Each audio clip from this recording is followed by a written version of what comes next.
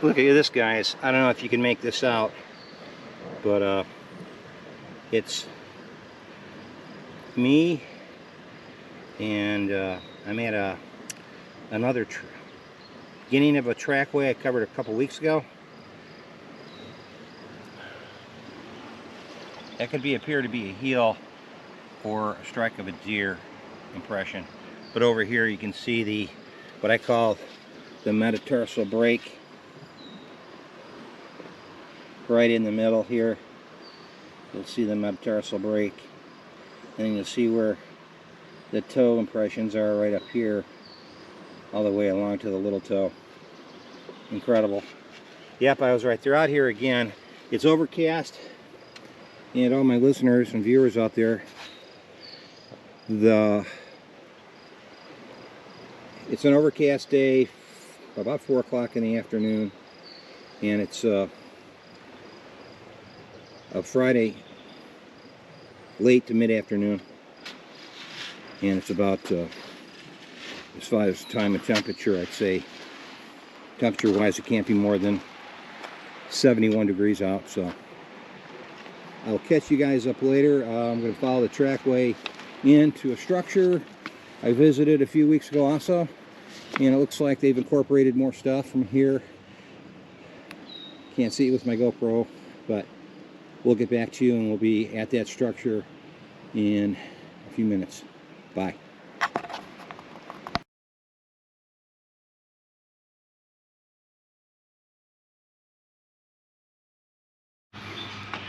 Okay guys, I'm back. I'm going to start filming again, or videoing.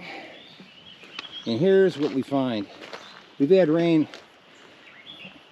most of early morning, part of last night, into the day. Here it's still raining, so it's not raining bad enough. I'll just keep my camera out of the light sprinkle. It's not a downpour yet. I want to show you as you walk up on the structure. The other one that was up on the beach is now gone, with the exception of that, I believe, one main stick. When I said it was about a little over 100 yards away, that's what's left of that structure I showed 2 weeks ago. There's just 2 sticks there, and maybe a few smaller ones over here. So that structure was now been removed. I don't believe the water got high enough to wash the shorelines out, because we haven't had that rain like that till today. That's why I came out here, to find fresh prints. But meanwhile, that structure's all been taken down.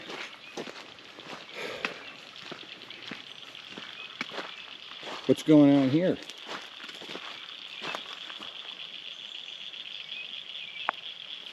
Yeah, some cicadas in the background. I don't know if you can hear them. We have a big washout trench. I don't know if this has been dug and there's logs and all this debris has been thrown up here, but these trees used to be further down in those high weeds back there. Now they're up here, so I can't believe they were floated here by the creek. I don't think the creek went that high up and got that torrential to wash all that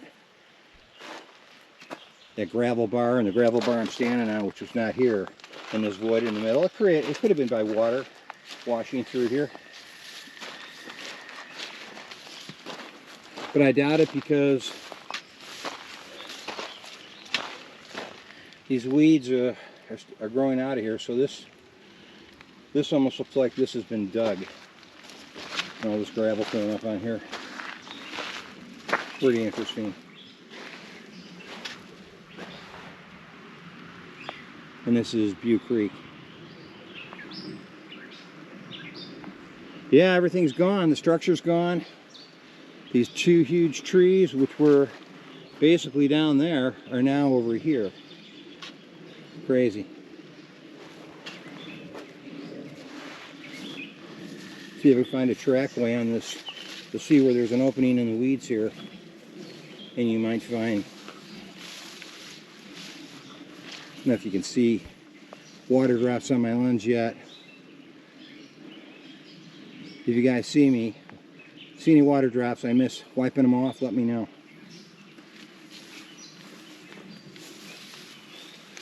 Yeah, here's a game trail right here. You can see I'm following. I'm sure we have river, otter, and mink in here. In fact, I can guarantee you we do. Yeah, the weeds are getting pretty tall. I'm not going to go in too deep. I'll get soaking wet. But I might find trackways.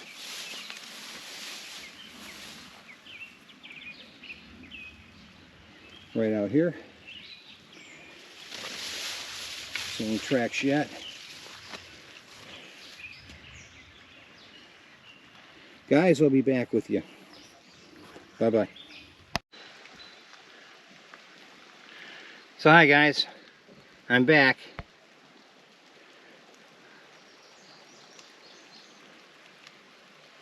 And I wanted to let you know that I didn't find any more prints than that questionable one at the beginning of this video clip. But the area where... Hi guys, I'm back. Well, I'll have to resume this, but these are my rock finds. And you can see there's a few of them here.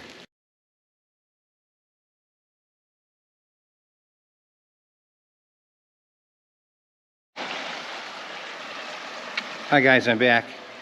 That last clip, you can hear the echo. I'm under a bridge. It started raining real heavy, and I started getting a little bit of thunder. And the next thing I knew, my battery went dead.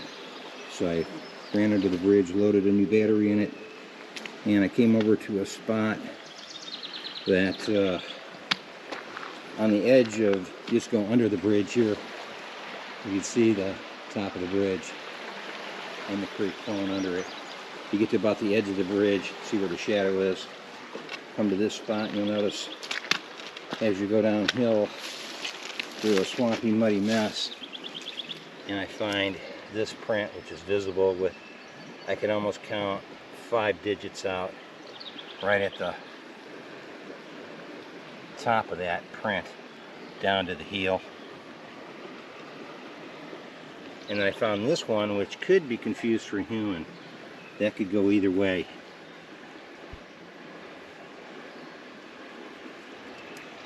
So that's what I'm showing, sort of reflecting up at myself here. But yeah, I found prints in this area. They're really small, 3, 4, and 5 inch prints. Will look like little, smaller than toddler feet. I would almost say they're infant feet. This one here is probably, that's longer than my foot. I'd say that's close to 12 inches. It's 1.5, 2 inches longer than my foot without a boot on it. So I was trying to egress the area, and as I came to the mud leading up to the trail on the edge of the creek, I discovered, here's another small print here. It could be confused for a toddler the size of a 4 or 5-year-old, a human toddler. So there is indications they're down here. And I do recognize my own trackway, but that last clip that I had is sort of cut short because of the battery failure. I'll show those where the creek bed had overflowed. It had washed a bunch of the sand and gravel bar up on the shore, so it created this like shoal. And I'll show that when I get back to my vehicle. I'll show the fossils and the mineralized, fossilized bone and the pottery shards, and I believe I found some crustaceans embedded or encrusted in rock. So, see you guys. Be right back in a few more minutes. Adios.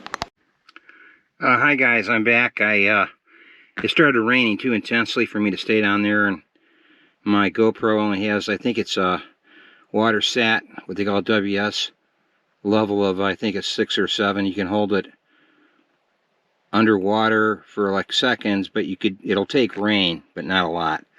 So anyhow, what I found here when I was in that shoal pile before I had to cut it short because my battery went out, and then subsequently shortly thereafter I had changed batteries, and I showed you the impressions, what I suspect are Bigfoot footprints under the bridge. I brought these rocks back to sort of give you an idea what I found. This one looks like a pottery shard. When it's wet, it's almost dark red. It's pretty cool. It's I think it's a pottery shard. It's something that was from clay, from probably being fired in a kiln. Could be Indian, could be early pioneer. Here's another pottery shard here. Chip of a piece of pottery. Then this here it's encrusted with you can see like crustaceans, and what I would say is, if I can hold it close enough, what appears to be snails and little like centipedes or millipedes in this fossilized, I want to call it rock, fossilized coral. Could be marine coral of some kind, freshwater coral. Then this rock here, I liked because it had sort of an orange, an orange mixed with milky quartz sort of texture. It was just really strange. I'm going to find out what this is, that particular rock. And then these last two are fossilized bone, very possibly dinosaur bone, or more recent, could be mastodon or ancient elk, could be deer bone from thousands of years ago, could be anything. And then there was another fossilized porous bone. It's a fossilized bone, which, you know, I collect shards. I mean, maybe they can extract DNA. I think they're just very cool looking, and I add them to my collection. But the structure was taken down, and I had these rocks lined up on a log that floated into that sandy shoal that had been washed in from the flooded creek beds. When the creek bed bank overflowed, it just pushed all the sand and gravel up and probably floated these logs down to that location. So I'm not indicating that they were dragged or lifted and pulled there, which is another possibility, but I think it's more likely that the river overflowed. But when it created this shoal of sand and rock, you can find arrowheads. So I found some interesting, the pottery shards, 2 of them, the encrusted, fossilized, some kind of freshwater coral, this strange orange slash, I'll have to examine it to find out what it is. I just thought it was cool looking. It was, you know, beautiful. And of course, these 2 fossilized dinosaur bones, which I'm no rock specialist, no John. But anyhow, if you have any questions, go to Mr. Duffy's channel. He does collect rocks and gemstones. He's pretty good at examining what they are, what specifically they are. He knows the etymology of gem hunting. So, see you guys later, and thanks for tuning in. Adios, amigos.